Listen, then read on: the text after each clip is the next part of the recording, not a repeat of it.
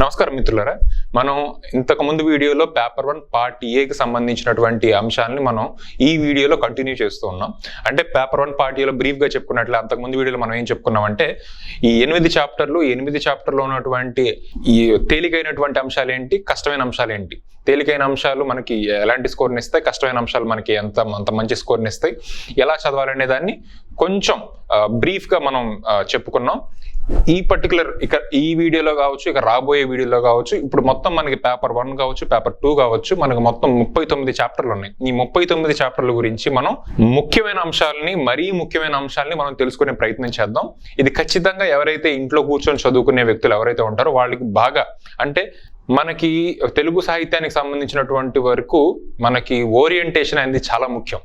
ఎవరైతే ప్రిపేర్ అవుతున్నారో, ఆల్రెడీ రాసిన వాళ్ళు కావచ్చు, ఆల్రెడీ 1-2 సార్లు పరీక్ష రాసిన వాళ్ళు కావచ్చు, ఇప్పటిదాకా రాయని వాళ్ళు కావచ్చు, అందరికీ కూడా కొంత ఓరియంటేషన్ క్లాసెస్ సెషన్స్ అనేవి ఖచ్చితంగా మీకు ఎంతో కొంత ఉపయోగపడతాయని నేను ఆశిస్తున్నాను. అయితే ఈ 39 చాప్టర్ల గురించి కొంత తెలుసుకునే ప్రయత్నం చేద్దాం. దీనివల్ల మీ ప్రిపరేషన్ కావచ్చు, లేదా ఎక్కడైనా మీకు పొరపాట్లు కానీ, డౌట్స్ కానీ, అంటే ఇంతకుముందు మీరు ఒకటి ఏదో అనుకొని ఇప్పుడు నేను ఒకటి చెప్పడం వల్ల ఇది నేను తప్పు అనుకున్నాను, ఇలా కాకుండా ఇలా చేస్తుంటే బాగుండేది అని మీకు అనిపించినట్లయితే ఇది ఖచ్చితంగా మీకు ఎలాంటి విషయాలు మీకు అది తోడ్పడుతుంది. అలా తోడ్పడాలని నేను ఆశిస్తున్నాను. అయితే ఈ వీడియోలో ముందుగా మనం place of Telugu among Dravidian languages and it's antiquity, etymological history of Telugu and Andhra, ఈ చాప్టర్ గురించి, అలాగే ఈ రెండో చాప్టర్ కూడా మేజర్ లింగ్విస్టిక్ చేంజెస్ మనం ఇంతకు ముందు వీడియోలో కూడా మాట్లాడుకున్నాం. మీరు చూడనట్లయితే లింక్ డిస్క్రిప్షన్లో ఇవ్వడం జరుగుతుంది, చూడండి ఒకసారి అంతకు ముందు వీడియోస్ కూడా మీరు. అయితే ఈ 2 చాప్టర్స్ కూడా ఎంతో కొంత ముడిపడి ఉన్నటువంటి అంశాలు, ఈ 2 అంశాలు కూడా. కాబట్టి ఈ 2 అంశాలని మనం విడివిడిగా చదవకుండా కొంత ఇంటర్లింక్ చేసుకుని చదువుకున్నట్లయితే మీకు ఎంతగానో ఉపయోగపడుతుంది. కాబట్టి ఎలాంటి క్వశ్చన్ వచ్చినా కానీ, ఈ 2 అంశాల నుంచి ఎలాంటి ప్రశ్నలు వచ్చినా కానీ మీరు అలవోకగా దీన్ని చక్కగా ఇంటర్లింక్ చేస్తూ మీరు రాయగలరు. అలా రాసినప్పుడే మీకు మంచి మార్కులు రావడం జరుగుతుంది. మీకు వ్యాకరణానికి సంబంధించినంత వాటికి కావచ్చు, లేదంటే సాహిత్యానికి సంబంధించిన మరీ ముఖ్యంగా సాహిత్యం, అది నేను మీకు తర్వాత వీడియోలో చెప్పే ప్రయత్నం చేస్తాను. నేను ఇంటర్లింకింగ్ అనేది చాలా చాలా ముఖ్యమైనటువంటి అంశం. ఇది తెలుగు సాహిత్యానికే లిమిటెడ్ కాదు, రిస్ట్రిక్టెడ్ కాదు. మీరు జనరల్ స్టడీస్ తీసుకున్నా, జనరల్ స్టడీస్లో ఉన్నటువంటి అంశాలని తెలుగు సాహిత్యానికి ఎలా అన్వయించాలి, తెలుగు సాహిత్యంలో నేను నేర్చుకున్నటువంటి కొన్ని విషయాల్ని నేను జనరల్ స్టడీస్లోను, ఎస్ఏలోను ఎలా అన్వయించుకోవాలి, ఎలా వాడుకోవాలి అనేది మనకి చాలా అవసరమైనటువంటి, చాలా అవగాహన చేసుకోవాల్సినటువంటి విషయం. అలాగే ఈ 2 చాప్టర్స్ కూడా ముఖ్యంగా, ఎందుకంటే ఈ 2 చాప్టర్స్ మరి మీరు ఇంకెక్కడ వాడుకోలేరు, ఈ చాప్టర్ కానీ ఈ చాప్టర్ కానీ. కాబట్టి ఈ 2 అంశాలని మీరు ఎక్కువగా చదవాల్సి ఉంటుంది. కానీ అంతకుముందు వీడియోలో చెప్పుకున్నట్టుగా మీరు ఎక్కువగా చదవాలి, ఎక్కువగా మీ బుర్రని బాధేసుకోవాలి నిజం చెప్పాలంటే. కానీ మీకు చాలా అద్భుతమైన మార్కులు వస్తాయి, అందులో ఎలాంటి అనుమానం లేదు. అండ్ ఇంకొకటి కూడా నేను ఇక్కడ జోడించాలనుకుంటున్నాను. అదేంటంటే ఈ 2 చాప్టర్స్ నుంచి వచ్చేటువంటి ప్రశ్నలు ఏవైతే ఉన్నాయో కొంచెం క్లిష్టంగా ఉంటాయి, జవాబులు కూడా మీరు కొంచెం క్లిష్టతరంగానే ఉంటాయి, రాయాల్సినటువంటి జవాబులు.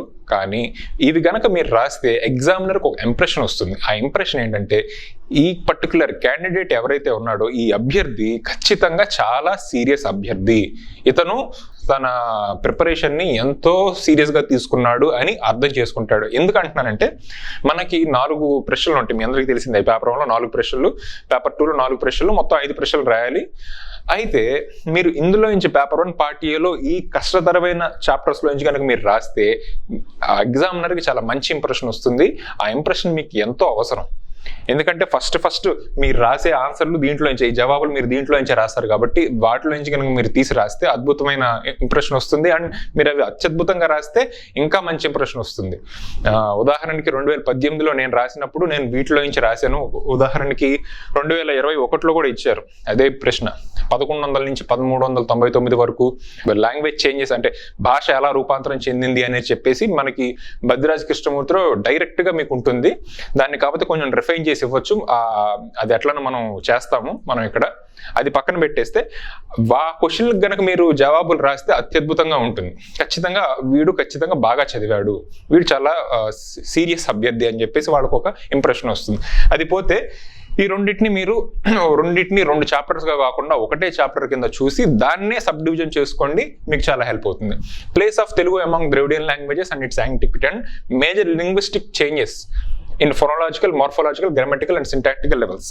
సో ఈ 2 చాప్టర్స్ గురించి మాట్లాడుకునే ముందు మీకు ఒక బేసిక్ ఓరియంటేషన్ ఏంటంటే, ఈ 2 చాప్టర్స్ గురించి మీకు అందరూ అంటే చిన్నప్పటి నుంచి కానీ లేదంటే మనకి జనరల్గా సమాజంలో ఉన్నటువంటి ఒక ఆలోచన ఏదైతే ఏంటంటే, ఒక నానుడు ఏంటంటే, తెలుగు భాష కాదు ఆల్మోస్ట్ మన దేశంలో ఉన్నటువంటి చాలా భాషలు సంస్కృతం నుంచి పుట్టాయి అనేది కాదు. అది చాలా భాషలు, ఇన్ఫాక్ట్ మూల ద్రావిడ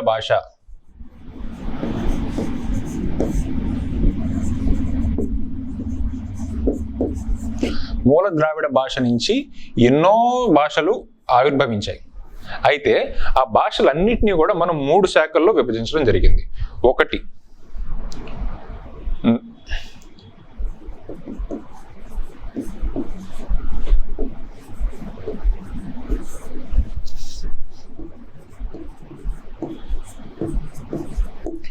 ఉత్తర మూల ద్రావిడ భాషలు, మధ్య మూల ద్రావిడ భాషలు, దక్షిణ మూల ద్రావిడ భాషలు. ఈ ఉత్తర మూల ద్రావిడ భాషల్లో 3 ఉంటాయి భాషలు. మధ్య ద్రావిడ భాషల్లో కొన్ని భాషలు ఉంటాయి. ఇన్ఫాక్ట్ చెప్పాలంటే మధ్య ద్రావిడ భాషల్లో ఎక్కువ భాషలు ఉంటాయి.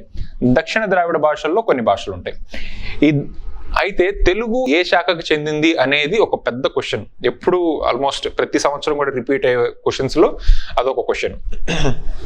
అయితే అందరికీ అంటే ఎవరైతే చదువుంటారో అందరికీ తెలిసినటువంటి విషయం ఏంటంటే, తెలుగు మధ్య ద్రావిడ భాష శాఖకు చెందినది అని చెప్పేస్తారు. కానీ నేను ఎప్పుడు చెప్తూ ఉంటాను, అంతకు ముందు వీడియోస్లో కూడా నేను చెప్పాను, అందరూ రాసింది మనం రాయాలి, అందులో ఎలాంటి వివాదము లేదు.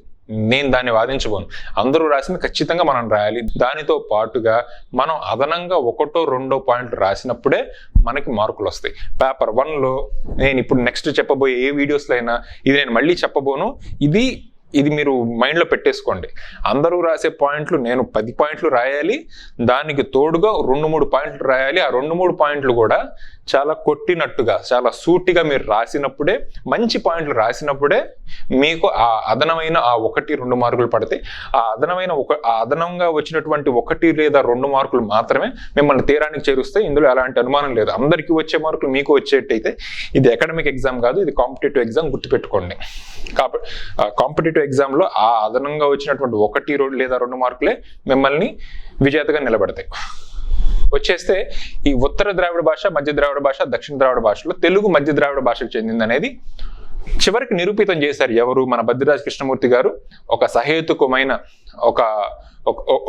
ఒక రీసెర్చ్ ద్వారా, ఒక సహేతుకమైనటువంటి ఒక వాదన ద్వారా ఆయన ఎందుకంటే అంతకు ముందు తెలుగు దక్షిణ ద్రావిడ భాషకు చెందినది అని చెప్పేసి ఒక వాదన ఉండేది. ఆయన దాన్ని మార్చారు. ఎలా మార్చారు? అలాగే రకరకాల వాదాలు ఏంటి? ఎందుకంటే మనకి భాషా శాస్త్రజ్ఞులు అనేవాళ్ళు 2-3 కాదు, కొన్ని 100 మంది ఉన్నారు. పేరు మోసినటువంటి తెలుగు భాషా శాస్త్రజ్ఞులే మనకి 10ల సంఖ్యలో ఉన్నారు. ఖచ్చితంగా 100 మంది కూడా ఉండొచ్చు. కానీ మనకి సిలబస్కి అవసరమైనటువంటి విషయం ఏంటంటే, మనకి ఆ భాషా శాస్త్రజ్ఞులు ఎవరున్నారు, వాళ్ళు చేసినటువంటి వర్క్ ఏంటి, అవి మనం ఎక్కడెక్కడ వాడుకోవాలి అనేది మనకు తెలియాలి. అది మనం తెలిసినప్పుడే మనకు అదనపు 2-3 పాయింట్లు, ఆ 2-3 మార్కులు, 2-3 పాయింట్లు, తద్వారా 2-3 మార్కులు మనకు రావడం జరుగుతుంది. గుర్తుపెట్టుకోండి. కాబట్టి ఈ డయాగ్రాము లోంచి వచ్చేటువంటి ఆవిర్భవమైనటువంటి మొత్తం కంటెంట్ ఏదైతే ఉంటుందో ఆ కంటెంట్ ని మనం నేర్చుకోబోతున్నాం. So place of Telugu among Dravidian languages అంటే డయాగ్రామ్ మీకు మైండ్ లోకి రావాలి. And etymological history of Telugu and Andhra. Etymological history of Telugu and Andhra. మనం మాట్లాడే భాష పేరు తెలుగు భాష. దాన్నే ఆంధ్రం అని కూడా అంటాం. తెలుగు యొక్క రూపాంతరమే తెలుగు. అయితే ఈ తెలుగుకి ఒక చరిత్ర ఉంది, తెలుగుకి ఒక చరిత్ర ఉంది, ఆంధ్రముకు ఒక చరిత్ర ఉంది. ఆ పదానికి, తెలుగు అనే పదానికి ఒక చరిత్ర ఉంది, ఆంధ్రము అనే పదానికి ఒక చరిత్ర ఉంది. ఆ చరిత్ర మనం తెలుసుకోవాలి. అది ఏ రకంగా వాడాం అంటే, ఒక జాతి పరంగా వాడామా, దేశపరంగా వాడామా, భాష పరంగా వాడామా, ఎలా వాడాం అనేది మనం తెలుసుకోవాలి. ఎందుకంటే తెలుగు భాషకి చరిత్ర, తెలుగు పదానికే కాదు, ఇక్కడ మనకి తెలుగు భాష యొక్క చరిత్ర కూడా తెలుసుకోవాలి. ఇక్కడ డైరెక్ట్గా లేకపోయినా కానీ మనకి కొన్నిసార్లు మనకు ఇవ్వబడుతున్న ప్రశ్న ఏంటి అంటే తెలుగు భాష ప్రాచీనతను వివరించండి. చాలా తేలికైనటువంటి ప్రశ్న ఇది, కానీ దీని జవాబు అంత ఈజీ కాదు.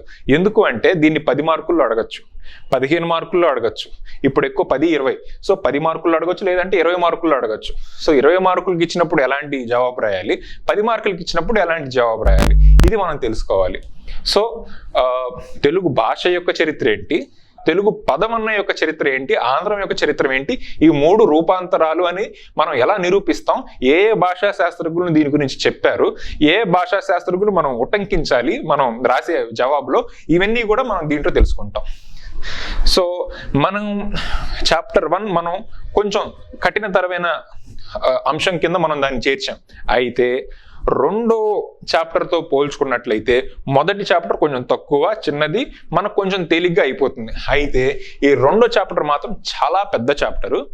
అయితే ఇక్కడ మన ఇన్స్టిట్యూట్లో మనం చేస్తున్నది ఏంటి అంటే దీన్ని మనం చాలా సింప్లిఫై చేసేసి దీనికి మనం కొన్ని వాల్యూ యాడెడ్ మెటీరియల్స్ ఇస్తున్నాం. అంటే మనం దీన్ని కొన్ని పార్ట్లుగా డివైడ్ చేస్తాం.